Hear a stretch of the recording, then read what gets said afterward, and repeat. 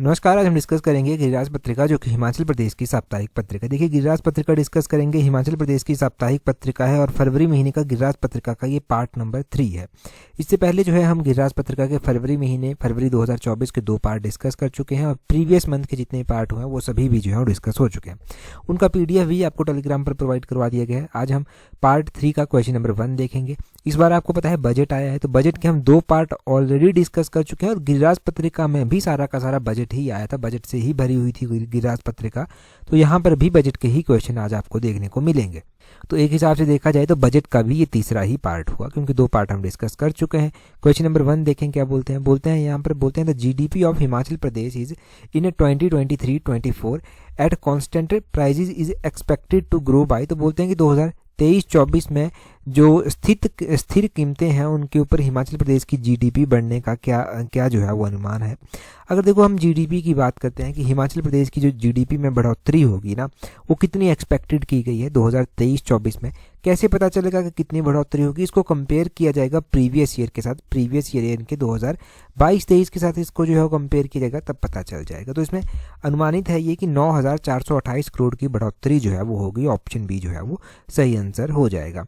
ये important question है, खासकर HAS एलाइड जैसे एग्जाम के लिए, पब्लिक सर्विस कमीशन के जो भी एग्जाम्स होते हैं, और अब तो राज्य चयन आयोग का भी हो सकता है इसी तरह का पैटर्न हो पूछने का। यहाँ पर देखें आपका क्या क्या हो सकता है। बोलते हैं कि GDP जो कांस्टेंट प्राइजेस पर है वो एक्सपेक्टेड टू है कि ये ग्रो करेगी 9,428 करोड़ से। अगर हम देखो स्टेट की रियल ग्रॉस डोमेस्टिक प्रोडक्ट को देखते हैं तो वो 2023-24 में 1,42,800 करोड़ रुपए, 1,42,800 करोड़ रुपए रहने का जो है वो अनुमान है। प्रीवियस ईयर में अगर हमने देखा होता है इसको 2022-23 में, तो ये कितना था? ये था 1,33,372 करोड़। ठीक है जी। और इनके बीच में डिफरेंस अगर आप देखेंगे माइनस करके तो 9,428 करोड़ रुपया जो है ये आता है। तो ये आपने ध्यान रखना है। 2023-24 में कितना है, 2023-24 में कितना है, 2022-23 में कितना है, इनके बीच का डिफरेंस कितना है। अब हम यहाँ से बात करते हैं इंपॉर्टेंट पॉइंट्स की।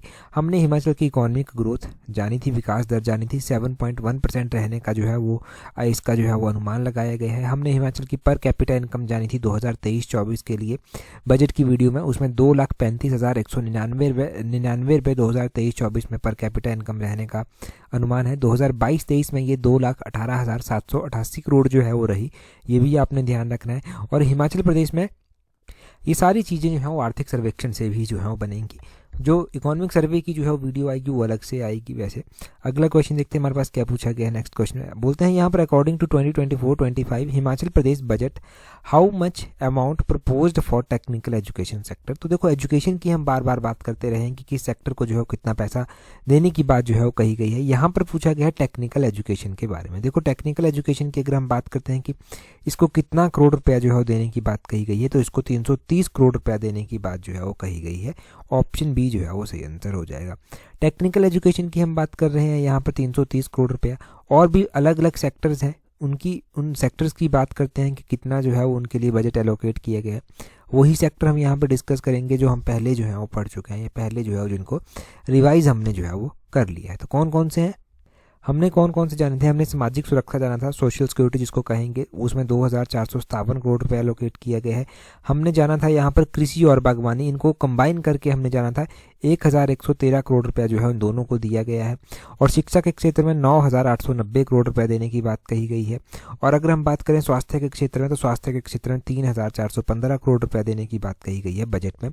ये आपने जी पूरी चीज़ें ध्यान रखनी है। अगर हम बात करें यहीं से ही कि हिमाचल का जो पूरा बजट, जो इस बार का पूरा बजट था वो कितने करोड़ रुपए का जो है वो है, तो वो भी पता होना चाहिए आपको।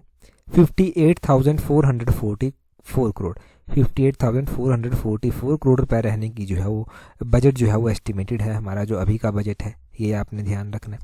तो चलिए जी, ये सारी बातें हो गई, ये सारे क्वेश्चन जो हैं वो हो गए। आपको पता चल गया कि सेक्टर को कितना दिया जाएगा।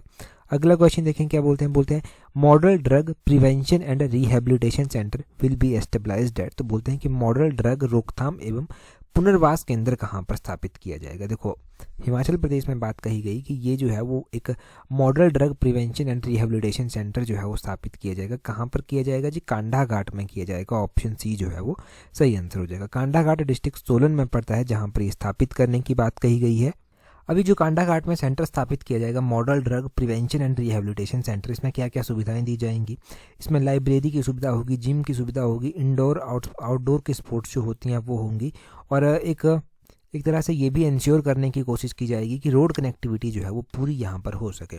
इस तरह का ही एक क्वेश्चन हमने पहले भी पढ़ा था। हमने क्या पढ़ा था कि centre of excellence for education of दिव्यांगजन भी जो है वो स्थापित किया जाएगा। तो centre of excellence for education of दिव्यांगजन, जो दिव्यांगजन है उनकी एजुकेशन को बढ़ावा देने के लिए सेंटर ऑफ एक्सीलेंस जो स्थापित किया जाएगा वो भी कांडाघाट में ही स्थापित किया जाएगा।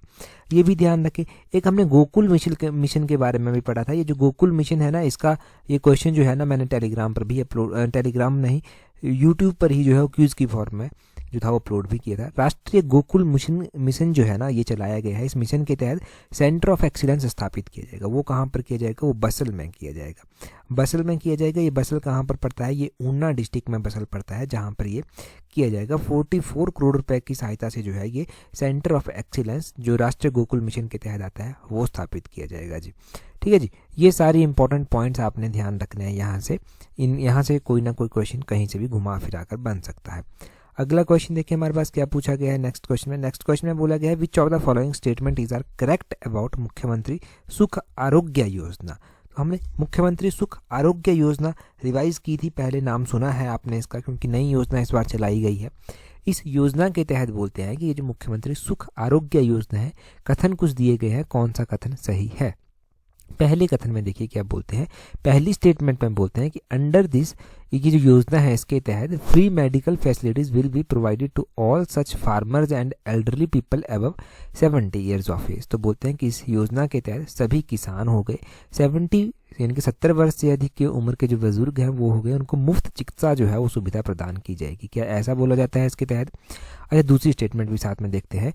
बोलते हैं under this scheme benefit given to those who are not paying income tax and get minimum pension of 2000 rupees per month. ये जो आरपीएम लिखा है ना, ये रुपी पर मंथ लिखा है कि इस योजना के तहत उन लोगों को लाभ दिया जाएगा जो आयकर भुगतान नहीं कर रहे हैं और जिनकी न्यूनतम पेंशन जो है वो 2000 रुपया पर मंथ जो है वो है, उनको इस योजना के तहत जो है वो फायदा दिया जाएगा।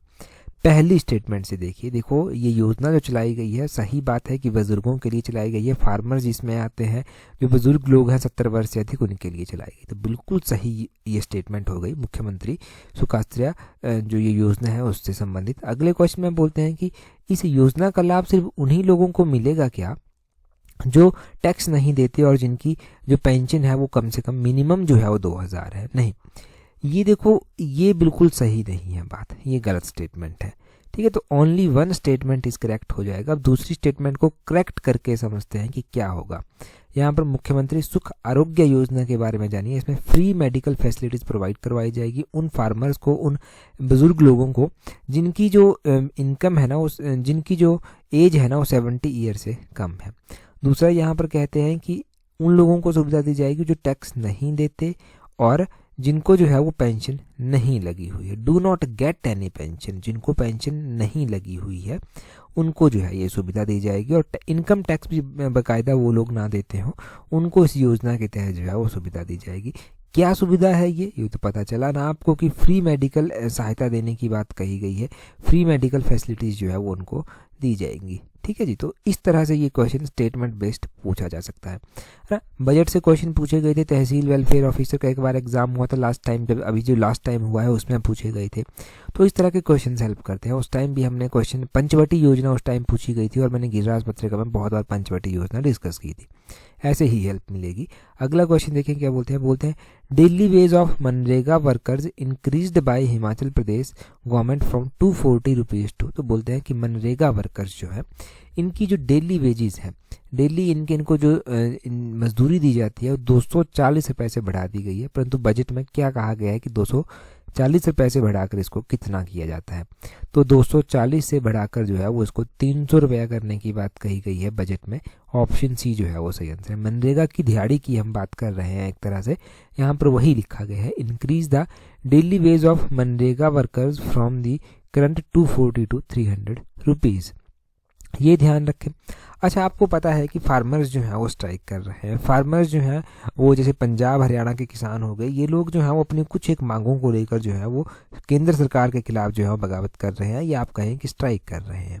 तो क्यों कर रहे हैं, उसमें क्या मनरेगा का कहीं पर जिक्र है? वो देखो, उसमें भी जो है वो कुछ एक पॉइंट्स आपको याद रखने, वो भी एक देखो सोशल अवेयरनेस का इशू है। एक तो आपने एमएसपी सुना होगा कि वो एमएसपी की मांग कर रहे हैं, मिनिमम सपोर्ट प्राइस की बात कर रहे हैं। इसके अलावा वो क्या क्या डिमांड्स कर रहे हैं? इसके अलावा वो डिमांड कर रहे हैं कि किसानों का लोन जो है वो माफ़ किया जाए। इसमें वो मांग कर रहे हैं कि जो मिनिमम पेंशन होती है किसानों को वो लगाई जाए, जैसे ही वो 50 ईयर्स के हो जाते हैं तो उनको मिनिमम पेंशन जो है वो कोई भी दी जाए।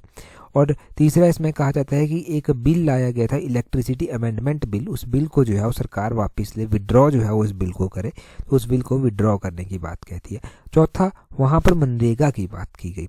उन्होंने कहा कि मनरेगा के तहत जो काम दिया जाता है वो कम से कम 200 दिनों का काम जो है वो दिया जाए, ये प्रोविज़न किया जाए मनरेगा में। दूसरा, मनरेगा के तहत जो डेली वेजेस दिए जाते हैं वो 700 रुपया जो है वो दिया जाए। 700 रुपया डेली वेजेस देने की बात कही गई है, डिमांड की गई है उनके द्वारा मनरेगा के तहत, और कम से कम 200 दिनों का तो काम मिले ही पूरे साल में, ये उन्होंने कहा है। तो ये कुछ एक डिमांड्स हैं जिनको लेकर जो है वो स्ट्राइक डाउन कर रहे हैं। ठीक है जी, तो ये सारा क्वेश्चन हो गए, ये भी क्लियर हो गया। सोशल अवेयरनेस का इशू है, तो सोशल अवेयरनेस से कोई भी क्वेश्चन बनेगा इस तरह से, तो आपके ये क्वेश्चन सॉल्व हो जाएंगे। अगले क्वेश्चन में देखें क्या बोलते हैं as per new sports policy how much prize money given for individuals who won gold medal in Olympic games. Important question है, खासकर आपके जो टीचिंग से रिलेटेड एग्जाम है उनके लिए इंपॉर्टेंट है। बोलते हैं कि नई खेल नीति के अनुसार ओलंपिक खेलों में जो स्वर्ण पदक जीतने वाले खिलाड़ी हैं उनको कितनी पुरस्कार राशि जो है वो दी जाएगी। बजट में ये अनाउंस किया गया है कि कितनी पुरस्कार राशि जो है वो इनको दी जाएगी। तो उनको 5 करोड़ रुपया जो है वो देने की बात कही गई है। ऑप्शन डी जो है वो सही आंसर है। यहाँ पर हम पूरी बात समझेंगे कि ओलंपिक गेम्स में जो मेडल जीत कर लाएगा उसके लिए क्या क्या प्रोविजन है। देखो, प्राइज मनी जो ओलंपिक्स में गोल्ड मेडल जीत कर लाता है कोई इंडिविजुअल, तो उसको पहले 3 करोड़ रुपया दिया जाता था, अब इसको बढ़ाकर 5 करोड़ रुपया कर दिया गया है। सिल्वर मेडल की अगर हम बात करें तो इसको 2 करोड़ रुपए से बढ़ाकर 3 करोड़ रुपया जो है वो कर दिया गया है, सिल्वर मेडल अगर कोई जीत कर लाता है। और कोई ब्रॉन्ज मेडल जीत कर लाता है तो उसको 2 करोड़ रुपया जो है वो दिया जाएगा। यहाँ पर ये भी आपने ध्यान रखना है। ठीक है जी, तो ओलंपिक गेम्स के बारे में एग्जाम में क्वेश्चन बन सकता है। ओलंपिक गेम्स के बारे में क्या क्या क्वेश्चन जो है वो बन सकते हैं, या क्या क्या क्वेश्चन अभी तक पूछे जा चुके हैं। देखो, लेटेस्ट जो ओलंपिक गेम्स हुए हैं वो 2021 के जो हैं वो ओलंपिक गेम्स हैं। 2021 के जो ओलंपिक गेम्स हैं ये टोक्यो जापान में जो हैं वो हुए। और आपने ध्यान रखना है कि इसमें जो मेडल टैली में सबसे टॉप पर कंट्री रही थी वो यूएस रही थी, सेकंड चाइना रहा था, थर्ड जो था वो जापान रहा था। यहाँ पर ये क्वेश्चन किस एग्जाम में पूछा गया था? शायद एचएस में पूछा गया था ये क्वेश्चन मेडल टैली का, या किसी और एग्जाम में पूछा गया था, परंतु ये क्वेश्चन पूछा जा चुका है। जो 2021 में ओलंपिक्स हुई थी, ओरिजिनली ये 2020 के ओलंपिक्स थे। अभी 2024 में भी ओलंपिक्स होंगे। 2024 के जो ओलंपिक्स होंगे वो पेरिस में जो है वो होंगे। ठीक है जी, तो ओलंपिक गेम्स का क्वेश्चन क्लियर हो गया। अगला क्वेश्चन देखते हैं, वो भी गेम्स से रिलेटेड ही है, वहाँ से भी कॉन्सेप्ट क्लियर होंगे।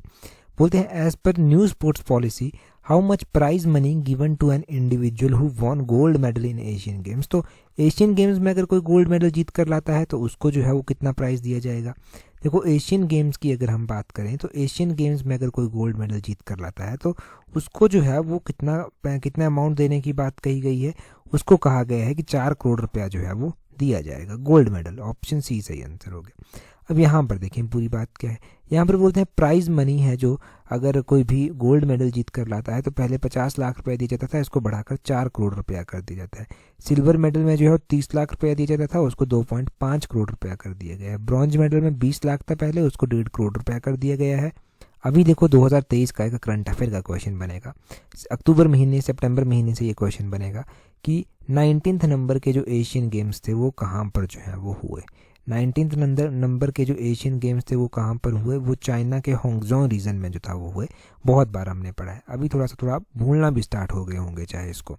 होंगजोंग रीजन चाइना का जो है वो वहाँ पर हुए। यहाँ पर जो मेडल टैली है वो इम्पोर्टेंट है 2023 के एशियन गेम्स की। 2023 के एशियन गेम्स में जो है वो सबसे पहले नंबर पर मेडल जीत कर लाया चाइना। 201 इसने गोल्ड मेडल जीते, 111 सिल्वर मेडल जीते, ब्रॉन्ज मेडल 71 जीते, टोटल 383 मेडल जीत कर ये लाया।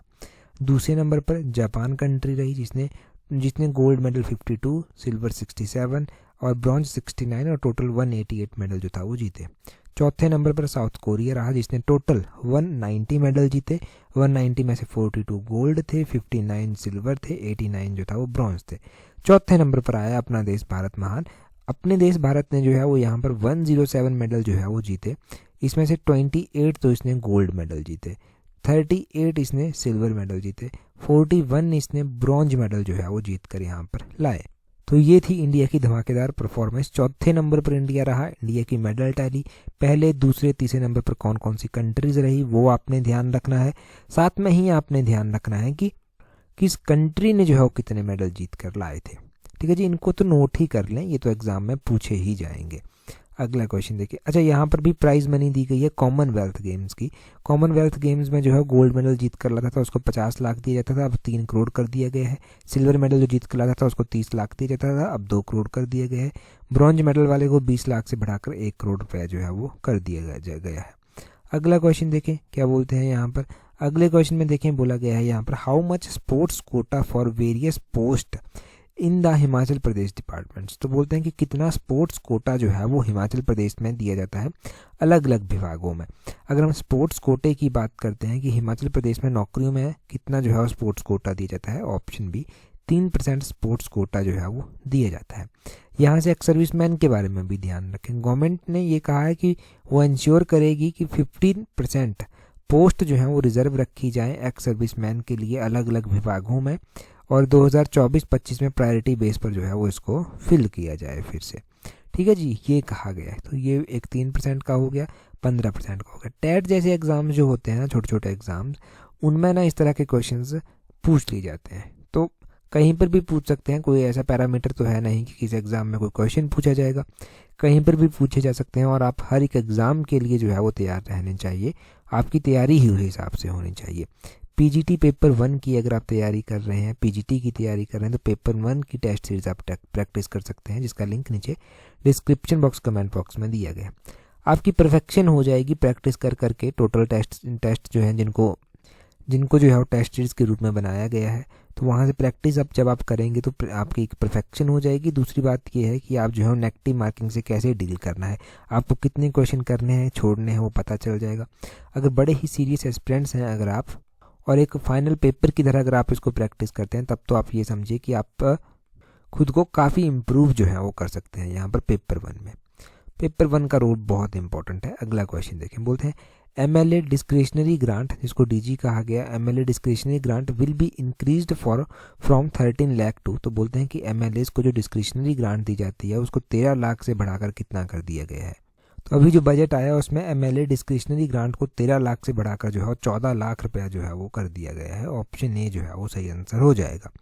और देखो, अगर हम बात करते हैं कि इस बजट में जो है वो और क्या प्रोविज़न किए गए हैं, इस बजट में एमएलए डिस्क्रिशनरी ग्रांट जो है उसको 13 लाख से बढ़ाकर 14 लाख पर लेजिस्लेटिव कॉन्स्टिट्यूएंसी जो है वो कर दिया गया है। और अगर हम बात करें कि annual allocation of funds under विधायक क्षेत्र विकास निधि योजना, इसमें जो है वो क्या किया गया है, इसमें जो है ये इंक्रीज कर दी गई है 2 करोड़ से बढ़ाकर, इसको जो है 2 करोड़ 10 लाख से बढ़ाकर जो है उसको 2 करोड़ 20 लाख रुपया जो है वो कर दिया गया है। पर लेजिस्लेटिव असेंबली कॉन्स्टिट्यूएंसी ही ये भी होगा। एमएलए की डिस्क्रिशनरी ग्रांट कितनी है ये आपको पता चल गया। एनुअल एलोकेशंस जो होती है विधायक क्षेत्र विकास निधि योजना की, वो कितनी है वो भी आपको पता चल गया। ठीक है जी, तो ये इंपॉर्टेंट है दोनों के दोनों ही, इनके बारे में आपको पता होना चाहिए। ठीक है जी, अगर क्वेश्चन पूछे जाएँ तो यहाँ से क्वेश्चन बन सकते हैं। अगला क्वेश्चन देखते हैं हमारे पास क्या पूछा गया है, यहाँ पर इंपॉर्टेंट है। यहाँ पर देखें क्या बोला गया है, अलाइड सर्विसेज की टेस्ट सीरीज के बारे में जान लीजिए। अलाइड सर्विसेज की भी टेस्ट सीरीज हमने लॉन्च की है, और अलाइड सर्विसेज की टेस्ट सीरीज के साथ जुड़ना चाहते हैं तो उसका लिंक नीचे डिस्क्रिप्शन बॉक्स कमेंट बॉक्स में दिया गया है। अलाइड का जो टेस्ट है ना, वो तो एक गोल्डन अपॉर्चुनिटी है आप सभी के लिए ही। क्रैक करना चाहते हैं और टेस्ट सीरीज को प्रैक्टिस करना चाहते हैं तो एक अच्छी अपॉर्चुनिटी है आपके पास 50% डिस्काउंट में, वो आप कर लेना। नीचे डिस्क्रिप्शन बॉक्स में इसका भी लिंक दिया गया है, कमेंट बॉक्स में भी, टेलीग्राम चैनल पर भी मिल जाएगा। यहाँ पर क्वेश्चन में देखें क्या बोलते हैं। यहाँ पर बोलते हैं every women of district of Himachal, which district of Himachal Pradesh will get an honorarium of ₹1500। तो बोलते हैं कि हिमाचल प्रदेश के किस जिले की प्रत्येक महिला को जो है वो 1500 रुपये की एक सम्मान राशि जो है वो मिलेगी। अब हिमाचल प्रदेश सरकार ने क्या कहा है कि हम जो है वो हिमाचल प्रदेश का जिला ऐसा है जिसकी हर एक महिला को जो है वो सम्मान राशि देंगे जिनकी सोर्स ऑफ इनकम नहीं है। तो वो है कौन सा जिला आपका, वो है लाहौल स्पीति जिला आपका। ऑप्शन सी जो है वो सही आंसर। अनाउंसमेंट बहुत पहले कर दी गई थी। इस योजना को नाम क्या दिया गया है, इसको नाम दिया गया है इंदिरा गांधी महिला सम्मान निधि योजना। ये आपने ध्यान रखना, इंदिरा गांधी महिला सम्मान निधि योजना जो है ये इसको नाम दिया गया है। अब इसमें कितना रुपया दिया जाएगा ये क्वेश्चन पूछा जा सकता है। तो 1500 रुपया जो है वो दिया जाएगा। क्या 3 महीनों में दिया जाएगा, 6 महीनों में, 5 महीनों में, 4 महीनों में? पर मंथ का जो है वो 1500 रुपया देने की बात कही गई है। और ये कहा गया है कि सरकार के द्वारा इस स्कीम को 24 फरवरी से, यानी कि इस महीने की 24 फरवरी से जो है वो चालू जो है वो कर दिया जाएगा। तो 24 फरवरी से जो है वो लाहौल स्पीति में ये इंदिरा गांधी महिला सम्मान निधि योजना जो है वो आरंभ जो है वो हो जाएगी। यहाँ पर और क्या क्या बातें की गई थी इसी आर्टिकल में अगर हम देखें, इस आर्टिकल में कहा गया था कि हिमाचल प्रदेश को ग्रीन एनर्जी स्टेट बनाने का टारगेट सरकार रखती है। तो वो 31 मार्च 2026 तक जो है वो टारगेट रखती है। हिमाचल प्रदेश सरकार इलेक्ट्रॉनिक टैक्सी खरीदने पर जो है वो सब्सिडी देने की बात कहती है। 50% सब्सिडी देने की बात जो है वो सरकार वहाँ पर कहती है। और यहाँ पर कहा गया कि हिमाचल प्रदेश में जो है वो सरकार ने जो है वो जो मछुआरे होते हैं, मछुआरों को जो है वो सब्सिडी देने की बात कही है। अगर वो चाहते हैं कि मत्स्य तालाब जो है वो निर्माण की जाए तो सरकार वहाँ पर 80% सब्सिडी देने की जो है वो उनको भी बात कहती है कि 80% सब्सिडी जो है वो दे देंगे। फिशिंग से ही जो है एक क्वेश्चन हमने पढ़ा था कि किस जिले में जो है वो सेंटर ऑफ एक्सीलेंस के रूप में एक कार्प फिश फार्म जो है वो स्थापित किया जाएगा। तो हमने पढ़ा था कि सेंटर ऑफ एक्सीलेंस के रूप में एक नया कार्प फिश फार्म जो है वो हमीरपुर जिले में जो है वो स्थापित किया जाएगा। ये सब्सिडी का क्वेश्चन आपने पढ़ लिया ना कि 80% सब्सिडी दी जाएगी तालाब बनाने के लिए मछुआरों को, वो भी इंपॉर्टेंट क्वेश्चन हो गया। साथ में ही हिमाचल के किसानों को प्राकृतिक खेती से जोड़ने के लिए कहा गया था। हिमाचल प्रदेश में जो है वो आत्मनिर्भर हिमाचल का कॉन्सेप्ट लाया गया कि आत्मनिर्भर जो है वो हिमाचल को बनाया जाएगा। और साथ में ही अलग अलग जो प्रतिनिधि हैं, चाहे पंचायतों के हो गए, चाहे आंगनवाड़ी चौकीदार, ये जो है इनका मानदेय बढ़ाया गया है। तो वो इम्पोर्टेंट नहीं है basically exam point of view से, वो तो एक जनरल अवेयरनेस का ही क्वेश्चन बना, परंतु एग्जाम पॉइंट ऑफ व्यू से बिल्कुल भी वो इम्पोर्टेंट नहीं है। वैसे पढ़ लेना एक बार उसको भी, हो सकता है एग्जाम में कुछ पूछा जाए, आपकी हेल्प वहाँ से हो जाए, परंतु चांसेस बहुत कम होते हैं ऐसा क्वेश्चन एग्जाम में बने। अब क्वेश्चन देखें जी, क्वेश्चन में क्या बोलते हैं what is the estimated capacity of Sunni dam hydro electric project. तो बोलते हैं कि जो सुन्नी बांध जल विद्युत परियोजना है इसकी अनुमानित जो क्षमता है वो कितनी है, इसकी कैपेसिटी आपको बतानी है। ये जो सुन्नी डैम परियोजना है कि कितनी है इसकी कैपेसिटी। गिरिराज पत्रिका का जो 2nd एडिशन था वहाँ पर हमने डिटेल से जो था वो इसको डिस्कस किया था। तो वहाँ पर अगर आपने देखा है, पढ़ा है ढंग से, तो आप कमेंट करके ज़रूर बताएं कि क्या जो है वो उसका सही आंसर है। बाकी टेलीग्राम पर ज्वाइन करने के लिए अपने टेलीग्राम से @allexam31 सर्च करना, आपको हमारा टेलीग्राम चैनल मिल जाएगा। टेलीग्राम पर हर एक इम्पॉर्टेंट PDF नोटिफिकेशन मिल जाएगी जो एग्ज़ाम में आपकी हेल्प जो है वो करती है। आज की इस वीडियो में इतना ही है। That's all for today. Thank you very much for watching and listening it very patiently.